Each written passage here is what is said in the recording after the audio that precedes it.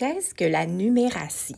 La numératie désigne la capacité de comprendre les mathématiques et d'en faire un usage efficace dans la vie de tous les jours. Les enfants qui sont en contact avec les mathématiques durant la petite enfance ont plus de facilité à l'école dans cette discipline, mais aussi en lecture, en écriture et en sciences. Cela peut s'expliquer par le fait que l'éveil aux mathématiques favorise le développement cognitif global et le développement de la pensée. À long terme, l'éveil aux mathématiques a aussi un effet positif sur la réussite scolaire. Préparer la réussite scolaire, c'est donc s'assurer que le jeune enfant reçoit de nombreuses occasions de favoriser ses habiletés en numératie. La qualité des connaissances en numératie d'un enfant peut varier en fonction du soutien parental et de l'environnement d'apprentissage dans lequel il grandit. Il y a donc un intérêt à enrichir l'environnement de l'enfant de matériaux et d'activités qui soutiennent efficacement le développement de la numératie, mais également d'y inclure des interventions positives et bien dosées de la part du parent ou de l'adulte qui en a la responsabilité. Un accompagnement par le jeu qui lui procure un sentiment de réconfort et de sécurité affective, essentiel pour qu'il puisse explorer et être disponible aux apprentissages. L'adulte encourage donc les découvertes de l'enfant en tenant compte de son rythme et de ses intérêts. Mais ce n'est pas un peu tôt pour faire des mathématiques avec les enfants? De récentes recherches indiquent que les jeunes enfants possèdent non seulement les capacités requises pour s'initier aux mathématiques, mais ils y sont naturellement intéressés et prennent plaisir à explorer le monde des nombres et des formes, à condition bien entendu que ces explorations se réalisent dans le cadre de jeux, avec des objets réels et concrets, et en lien avec sa propre expérience dans la vie de tous les jours. C'est pourquoi plus les enfants deviennent familiarisés avec les fondements et les fonctionnements des chiffres tôt dans leur vie, plus les enfants seront confiants et à l'aise lorsqu'ils aborderont les mathématiques en classe. Voyons maintenant comment favoriser le goût et l'éveil aux mathématiques. Comptez ce qui vous entoure. Saisissez toutes les occasions possibles de compter à voix haute devant l'enfant. Prenez le temps de montrer du doigt les objets en même temps que vous comptez pour qu'ils comprennent bien l'association du chiffre à un objet. Parce que c'est pas parce qu'un enfant compte jusqu'à 10 qu'il sait à quoi ressemble un ensemble de 10 objets. Vous pouvez aussi montrer aux enfants que nous vivons entourés de nombres. Les adresses sur les portes des maisons, les numéros de téléphone, les chiffres sur la télécommande de la télévision, les chiffres sur l'horloge, sur le calendrier, etc. Saisissez des occasions pour compter, par exemple, en montant les escaliers, lorsque vous distribuez les assiettes, comptez ses petits orteils. Lorsque vous lisez un livre, ne vous limitez pas aux mots dans le livre. Comptez les objets que vous y trouvez. Parlez des concepts gros, petits, en haut, en bas, beaucoup, peu, etc. Aidez votre enfant à trouver des solutions et à résoudre des problèmes. Posez-lui différentes questions ouvertes qui vont susciter la réflexion. Pour y arriver, l'enfant doit utiliser ses apprentissages antérieurs et sa pensée logique pour trouver la réponse. L'objectif, c'est pas de trouver la bonne réponse, mais de rattacher une image concrète à un ensemble pour que votre enfant puisse se faire une meilleure idée de ce que représentent les nombres ou les concepts que vous voulez lui montrer.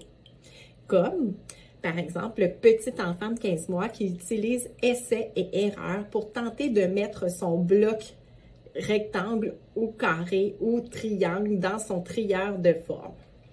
Alors, le genre de questions que vous pouvez poser, c'est par exemple, j'ai 4 chaises, mais vous êtes 5 amis. Qu'est-ce que je dois faire? Ou bien, donc, qui est absent aujourd'hui? Ou encore, en combien je vais diviser ma pomme pour que vous puissiez avoir chacun un morceau? Amusez-vous à mesurer. Cuisinez en présence et avec les enfants. Les recettes regorgent de concepts mathématiques. Laissez-les jouer dans le sable, dans l'eau, avec différentes tailles de contenants pour qu'ils se familiarisent avec les concepts de quantité. Vous pouvez aussi partir d'un objet que l'enfant aime beaucoup, comme par exemple sa doudou ou une petite voiture, pour jouer à trouver des objets plus longs ou plus courts que son objet préféré. Vous pouvez aussi lui donner un bout de corde et lui demander de mesurer la longueur, par exemple, de la table. La table mesure 5 bouts de corde ou bien sa propre taille ou tout autre objet dans son environnement. D'autres objets peuvent être utilisés comme les toises, les tasses à mesurer, les règles, les rubans à mesurer, les balances. Vous pouvez aussi vous amuser à leur faire comparer les grandeurs de vêtements des poupons avec ceux des grands. Allez-y avec votre imagination. Amusez-vous à classer et à comparer avec les enfants. Vous pouvez, par exemple, leur demander d'ordonner une série d'objets du plus petit au plus grand, puis du plus grand au plus petit. Ils vont pratiquer en même temps leur sens de l'observation et l'habileté de comparer les objets pour bien faire la séquence. Vous pouvez aussi utiliser les différences entre les saisons et les températures extérieures pour qu'ils voient comment l'été est plus chaud que l'hiver et que les journées sont plus longues en été qu'en hiver.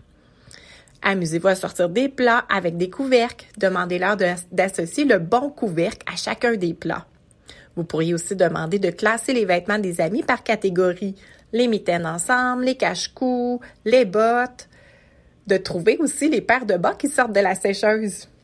Dans le coin bloc, ils pourraient classer les blocs par couleur.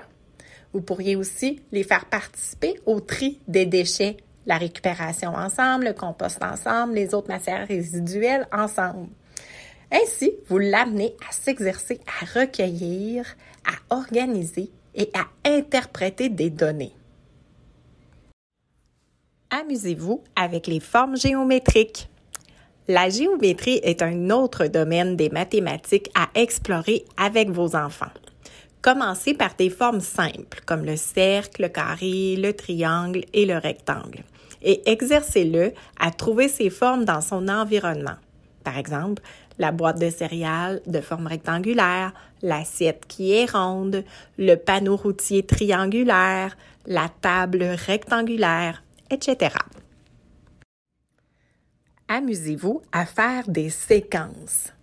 Les séquences ou patrons sont une série de choses qui se répètent d'une façon logique, comme les nombres, les formes, les images. Les séquences peuvent aider les enfants à faire des prédictions, à comprendre ce qui va suivre, à faire des corrélations logiques et à utiliser des habiletés de raisonnement. Amusez-vous à chercher différentes sources de régularité. Par exemple, les rayures du chandail de Matisse, les couplets d'une chanson, les motifs du tapis, les jours de la semaine.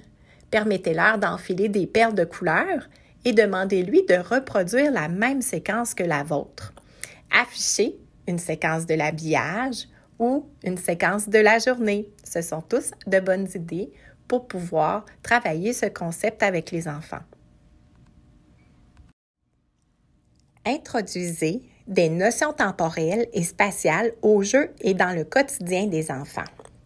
Il s'agit de parler de notions temporelles, comme par exemple les jours de la semaine, les mois de l'année, les années, parler des concepts comme hier, maintenant, aujourd'hui, des gens, les bébés, les enfants, les adolescents, les jeunes et les aînés, etc. Et parler aussi de notions spatiales, ce qui est sur, sous, dedans, dessus, dessous, en haut, en bas, à côté, à gauche, à droite, autour, dans les coins, devant, tout droit, entre les lignes, etc.